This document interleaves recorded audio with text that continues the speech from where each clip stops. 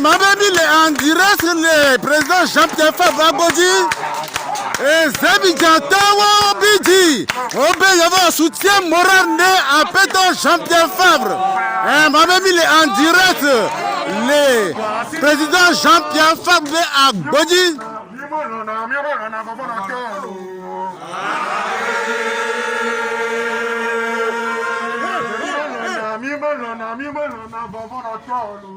Ah,